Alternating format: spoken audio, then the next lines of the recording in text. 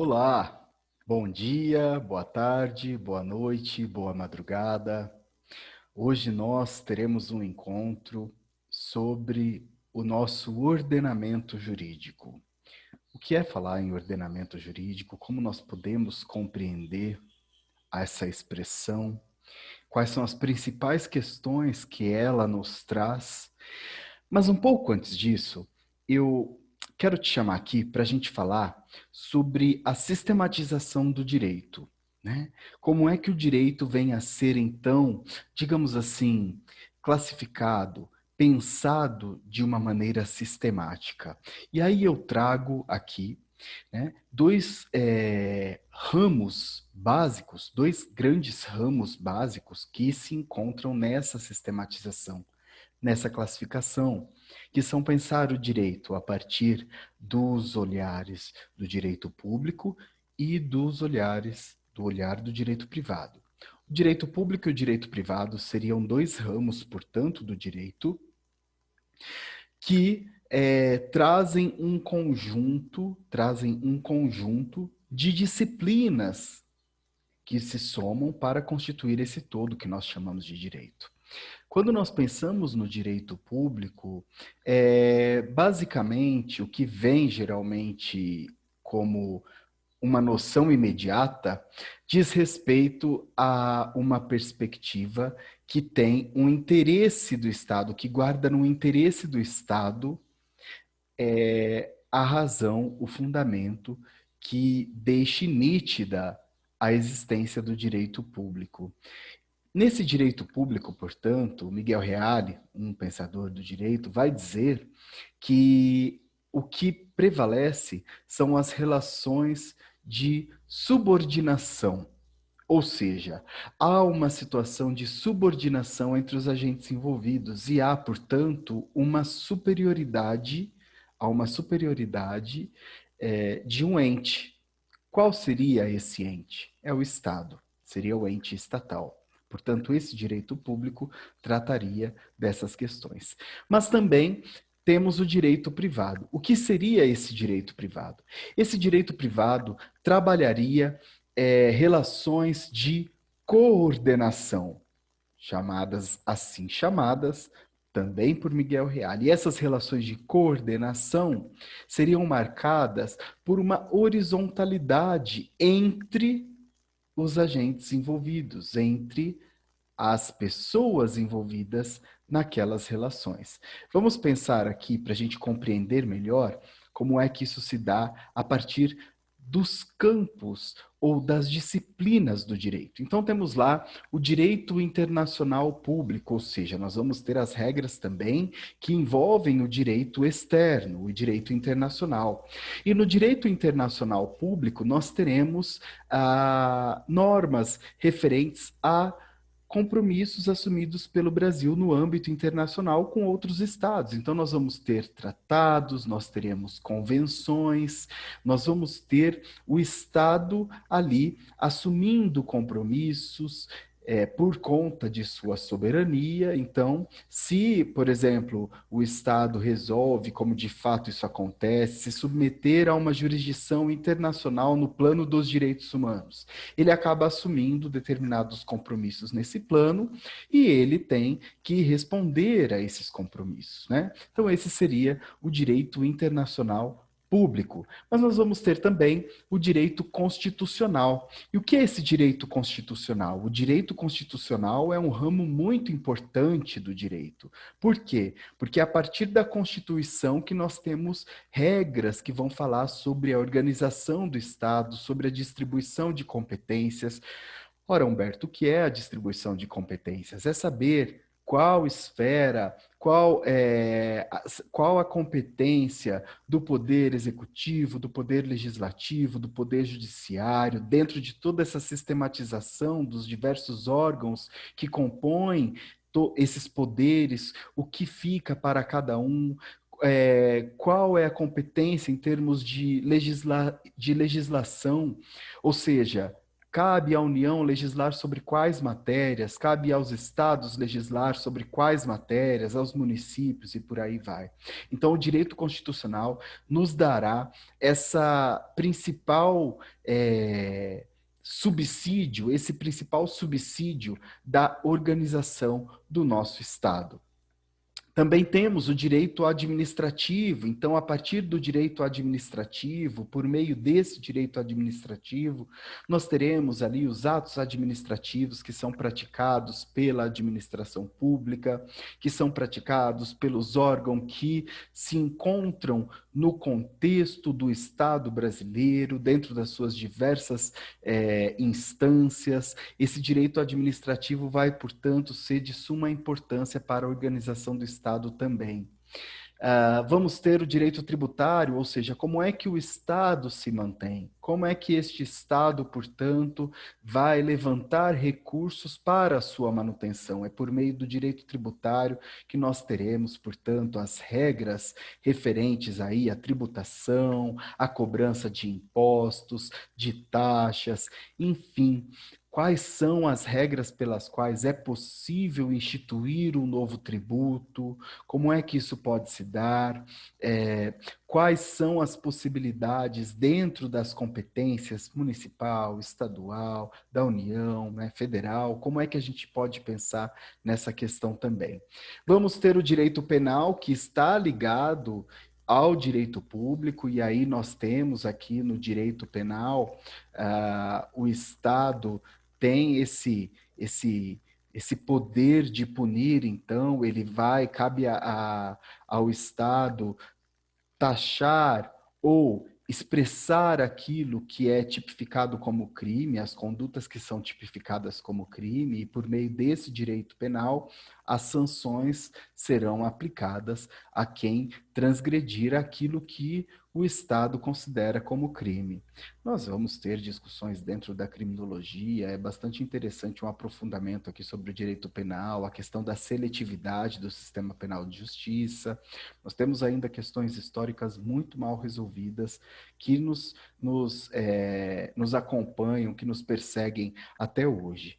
Mas quando nós pensamos nesse direito público, eu trouxe aqui alguns exemplos e nós também temos a questão do direito processual. E o que é o direito processual? Ora, todo direito, quando ele é pleiteado perante o órgão judicial, é necessário seguir um rito, é necessário observar um procedimento. Então, um processo se inicia, uma ação judicial se inicia e a sua tramitação, ou seja, ela vai correr a partir de determinadas normas. Por isso, é importantíssimo o direito processual. O direito processual vai dizer como é que se dá essa tramitação. Então, o processo começa ali, por exemplo, estamos falando em termos de um processo trabalhista. Ele começa ali com o ajuizamento de uma petição inicial, de uma reclamação trabalhista, depois a gente vai ter as outras fases, até a gente chegar na sentença. A gente vai ter a produção de provas,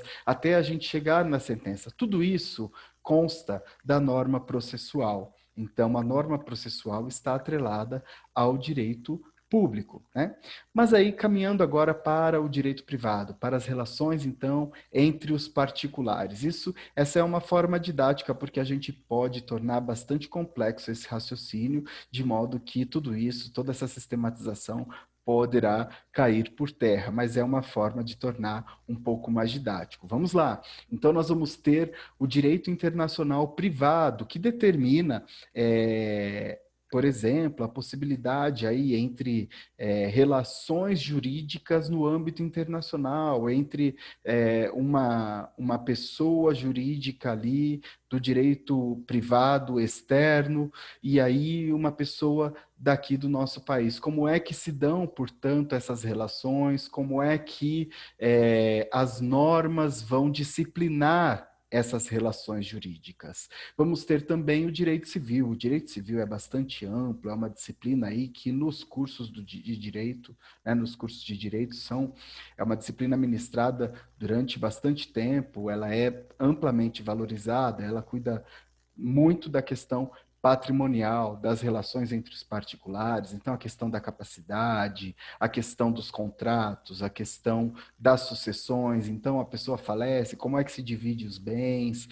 ou os regimes de casamento, como é que funciona o casamento, como é que se dá, como é que se dão as regras, enfim, são muitas questões tratadas pelo direito civil. Vamos ter também o direito comercial. Esse direito comercial, direito empresarial, vai cuidar das regras, portanto, dessas instituições que se formam, dessas ficções jurídicas que são as instituições empresariais e como elas vão se organizar, como elas se dão, quais são as disciplinas jurídicas sobre elas, e vamos ter também o direito do trabalho. O direito do trabalho aqui vem com uma observação, com um asterisco ali, por conta de haver uma controvérsia ainda sobre a classificação desse direito do trabalho, uma vez que no direito do trabalho nós temos os sindicatos, nós temos as regras mínimas que são colocadas na própria Constituição Federal, lá no artigo 7º, e aquele chamado patamar mínimo civilizatório, né, do qual não se pode abrir mão, a indisponibilidade, a irrenunciabilidade desses direitos. Então, há aqui uma observação, uma vez que é possível defendermos a categorização do direito do trabalho num âmbito mais amplo e mais, digamos assim, de uma incidência bastante intensa sobre os particulares. Esses particulares não têm tanta liberdade assim de celebração dos contratos, uma vez que cabe ao Estado cuidar dessas relações. Tudo isso faz sentido por conta da nossa história, né? O direito do trabalho ele surge no contexto dos direitos sociais, e esses direitos sociais eles vêm para proteger toda uma massa de trabalhadoras e trabalhadores por força de uma situação caótica a que essa massa é levada, né, no contexto de uma superexploração de sua força de trabalho. Então, é nesse sentido que nós vamos identificar de uma maneira bastante básica, bastante objetiva, bastante concisa, a classificação do direito e a sua sistematização em direito público e direito privado. E aí, vamos, portanto, falar do nosso ordenamento jurídico. O que seria esse ordenamento jurídico, né? E aí eu trago aqui uma ilustração para buscar simplificar o que vem a ser esse nosso ordenamento jurídico. O ordenamento jurídico corresponde ao conjunto de normas jurídicas que nós teremos num determinado estado, sob a égide ou no contexto de um determinado estado. Então, o nosso ordenamento jurídico brasileiro, ele possui características específicas, ele se espelha no que é conhecido ou na tradição do direito romano, mas ele tem algumas peculiaridades. E aí nós precisamos pensar em como é que se dá esse ordenamento jurídico. Há quem questione essa expressão e fala, olha, é melhor a gente falar em sistema jurídico, porque o ordenamento jurídico ele induz aquela ideia de ordem. E uma ordem, quando a gente passa a complexificar essa questão do ordenamento, a gente chega a uma conclusão de que é possível colocar em xeque, de que é possível questionar a própria natureza dessa expressão. Mas a expressão é tratada comumente e de maneira aí bastante amplificada como um ordenamento jurídico. E aí eu trago aqui uma figura que é bastante estudada pelos estudiosos do direito, pelo pessoal que é da área jurídica e é recorrentemente afirmada ou lembrada, que é Hans Kelsen. Hans Kelsen, então, ele traz aqui esse olhar para o direito a partir de hierarquias normativas. A noção de positivismo jurídico, ele traz uma obra, a proposta da teoria pura do direito. Então, esse direito, ele seria um campo hermético, ele seria um campo fechado, que se resolve consigo mesmo, né? Ele teria essa capacidade. Então, Hans Kelsen traz nessa teoria pura do direito um grande impacto sobre o pensamento jurídico, sobre esse positivismo, e ele acaba, por essa razão, sendo uma figura bastante controvertida entre os estudiosos do direito, né? Objeto de muitas críticas, enfim. Mas Hans Kelsen, para a gente estudar o pensamento jurídico, para a gente estudar o ordenamento jurídico, é de suma importância. E aí nós vamos ter, nessa linha também, o Norberto Bobbio. O Norberto Bobbio, um jurista, também esse é italiano, Hans Kelsen era de origem austríaca, né? Então, o Norberto Bobbio vai trazer toda uma obra, todo um conjunto, né, de reflexões voltadas a quê? Ao positivismo, ao ordenamento jurídico. Ele tem uma obra bastante conhecida, o positivismo jurídico. E o que é esse positivismo, basicamente? Em linhas bastante gerais, é pensar no direito que está posto, é na norma. Então, o que é positivo no nosso ordenamento? Né? O que é positivo é aquela lei que está posta, que cumpriu todos os requisitos previstos no ordenamento jurídico para que ela fosse aprovada, pudesse ter validade, pudesse ter vigência e pudesse ter eficácia. O problema é que a gente sabe que nem todas as leis pegam, entre aspas. E então, por isso, que quando a gente olha para esses teóricos, a gente precisa tomar um pouco de cuidado, porque é preciso problematizar essa situação, uma vez que o direito é muito mais complexo e a gente pode até tentar ignorar, mas o direito é atravessado por muitas camadas, pela questão da política, da ciência política, pela questão sociológica, pela questão filosófica, pela questão da economia política. Não há como se furtar, não há como fugir desse debate. Então, mas vamos pensar então nas características do ordenamento jurídico ali, a partir dos pressupostos de Norberto Bobbio, né? Ele vai falar assim, olha, e aí seguindo também uma proposta kelseniana, nós vamos ter aqui a primeira característica do ordenamento jurídico, que seria a da unidade. Ou seja, nós temos aqui um conjunto que representa algo unido, fechado, como se fosse um emaranhado, né? E aí, dentro desse conjunto, nós temos múltiplas, nós temos várias partes que compõem esse todo.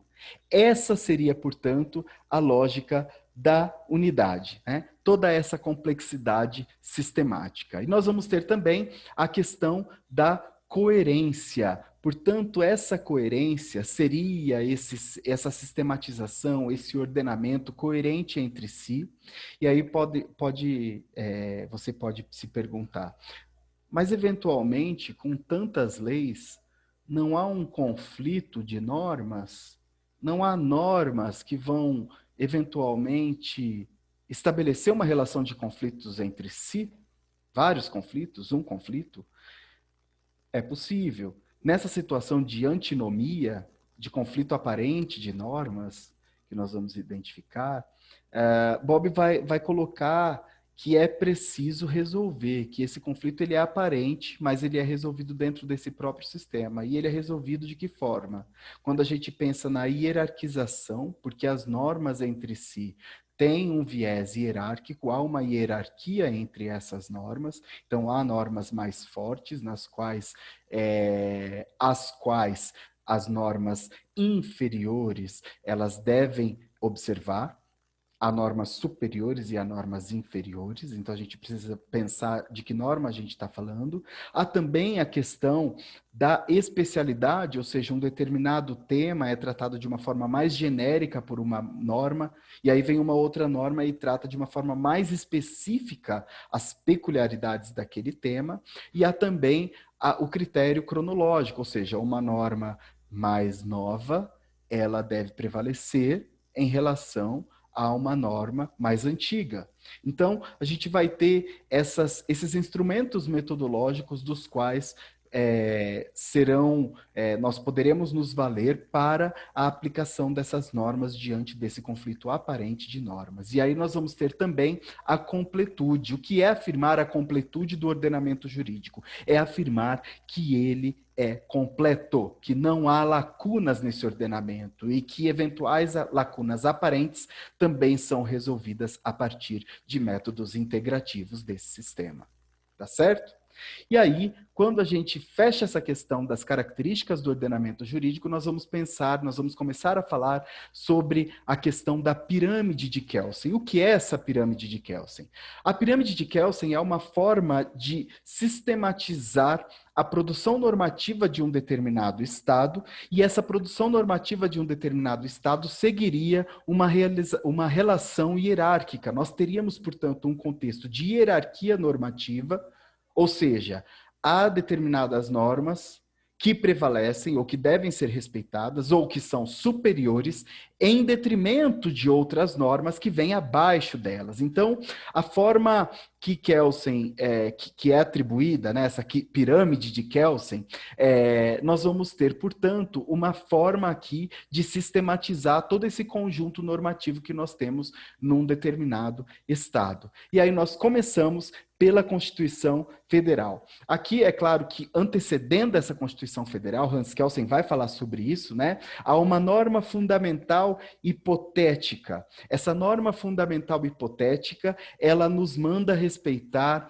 aquela norma maior, ela estaria superior àquela norma maior, que corresponde à Constituição Federal. Portanto, a Constituição Federal é o ápice dessa pirâmide, é o ápice normativo dessa pirâmide. Tudo que vem no ordenamento jurídico brasileiro deve estar em consonância com a Constituição Federal. Essa Constituição, portanto, nós temos a Constituição de 1988, nós já tivemos várias constituições no nosso país, mas nós vamos ter atualmente em vigência a Constituição de 88, que vem posteriormente a um período de ditadura civil-militar, nessa tentativa de redemocratização do nosso país. Ela é, portanto, chamada de Constituição Cidadã. E aí, essa Constituição, portanto, ela vai trazer as normas originárias, ou seja, são aquelas normas promulgadas pelo próprio poder constituinte, mas essa Constituição também vai trazer as normas derivadas. O que significa pensar em normas constitucionais derivadas? São aquelas mudanças no texto constitucional, como são vistas as emendas à Constituição, né? Lá no artigo 59, inciso 1º, lá no 60 da Constituição Federal, nós vamos encontrar, então, a possibilidade de nós identificarmos emendas constitucionais. Nós temos várias emendas constitucionais que passaram a incorporar, portanto, por meio dessa normatização derivada, elas passam a fazer parte do corpo da Constituição Federal. Veja, se você, por exemplo, pega um artigo, eu vou usar como exemplo os direitos sociais. Lá no artigo 6º da Constituição Federal, nós temos os direitos sociais. Se a gente pega o texto original, né, o texto originário, aquele promulgado pelo Poder Constituinte de 1988, e se a gente compara aquele texto de 1988 com o texto de hoje, com o texto atual, referente ao artigo 6º, a gente vai perceber que outros direitos sociais foram consagrados, foram reconhecidos ao longo desse período de vigência. Portanto, a gente verifica que as emendas constitucionais podem promover, e promovem de fato, uma mudança no texto constitucional. Essa Constituição, a Constituição de hoje não é a mesma Constituição de 1988. Ou melhor dizendo, por força de uma legitimação dessas emendas, ela é a mesma, mas o seu texto, ele foi modificado, tá certo? Além dessa Constituição Federal, nós vamos também ter as leis complementares. O que são as leis complementares? Bom, acho que por uma reflexão simples sobre essa expressão, complementar é algo que complementa, né? E é isso mesmo. Essas leis complementares, elas vêm para explicar melhor o texto constitucional. Vou dar um exemplo. Relativamente ao direito do trabalho, nós tínhamos uma normatização quanto aos trabalhadores domésticos. Essa normatização, ela, por exemplo, impedia, até pouco tempo atrás, que os trabalhadores domésticos tivessem direito às horas extras. Esse é somente um dos exemplos. Mas os trabalhadores domésticos tinham a negação de vários direitos. E é interessante a gente pensar nessa questão, porque o trabalho doméstico ainda é fruto, muito fruto do Brasil colonial. Ele é um resquício da escravidão, tanto que até é estranho falar empregado doméstico, porque no nosso país esse trabalho ele tem gênero, ele tem raça e ele tem classe. Então, é aquela trabalhadora doméstica, negra, periférica, geralmente é isso que a gente vê, e os dados nos dizem isso também. Mas vamos lá, nós tivemos uma emenda constitucional, que foi a emenda de número 72 de 2013, que estendeu os direitos previstos no artigo 7º da Constituição também para os trabalhadores domésticos. O que significa que apenas em 2013, a nossa Constituição passou a estender, passou a garantir os mesmos direitos aos trabalhadores domésticos. Veio essa emenda constitucional, portanto, e alterou. Nós temos a alteração. Quando a gente abre o artigo 7º, a gente identifica isso lá. Posteriormente, nós tivemos o advento da Lei Complementar número 150 de 2015. Essa Lei Complementar 150 de 2015 veio fazer o quê? Veio explicar esse texto constitucional que estendeu os direitos aos trabalhadores domésticos. Então, vejam, ali na Constituição Federal, no seu artigo 59, inciso 2º, e também artigo 61, nós vamos identificar essa questão das leis complementares. E essas leis vêm, portanto, para complementar o texto constitucional. Mas, além dessas leis, nós vamos ter as leis ordinárias. O que é ordinária? Não é aqui nenhum xingamento, tá certo? Como, eventualmente, ali é possível você interpretar. Não é. A lei ordinária é uma lei comum. É ordinário no sentido de ser comum. A maior parte das leis que nós temos no nosso país, no nosso ordenamento jurídico, essas leis elaboradas pelo Poder Legislativo, elas correspondem, né, essas leis majoritariamente são ordinárias. E aí elas podem ser federais, estaduais ou municipais. Aliás, a Constituição também pode ser estadual, nós vamos ter a Constituição estadual, e pode ser municipal. Na verdade, é incorreto falar Constituição municipal, nós vamos ter nos municípios a lei orgânica do município, que corresponde de uma maneira comparativa aqui a uma Constituição. Então, nós vamos ter essas leis ordinárias, nelas, a maioria das leis que nós temos no nosso Estado. Qual o exemplo de lei ordinária? O Código Civil é uma lei ordinária. Então, nós vamos ter no Código Civil uma aprovação ali, por uma maioria simples pelo Congresso Nacional, né? E aí esse Código Civil, portanto, vai ser uma lei ordinária. Além dessas leis ordinárias, nós também teremos, né, as medidas provisórias e as leis delegadas. E o que seriam essas medidas provisórias e as leis delegadas? As medidas provisórias são editadas, são baixadas pelo chefe do Poder Executivo em caso de relevância e urgência. Então, elas estão previstas lá no artigo 59, 5º e 62 da Constituição Federal, e essas medidas provisórias, elas são editadas, portanto, pelo presidente da República, elas possuem força de lei ordinária, mas elas devem ser submetidas ao Congresso Nacional. Por quê? Porque, veja só, o presidente da República, ele é chefe do Executivo. Quem legisla é o Legislativo. Aí nós vamos lá para a tripartição dos poderes, certo? Então, essa legislação por meio do Executivo, ela acaba sendo uma função atípica. Como há essa possibilidade, essa faculdade, por força da norma constitucional, de que o presidente do Executivo, diante de uma situação relevante e urgente, em que ele não possa aguardar a tramitação de um projeto de lei, porque um projeto de lei deve tramitar.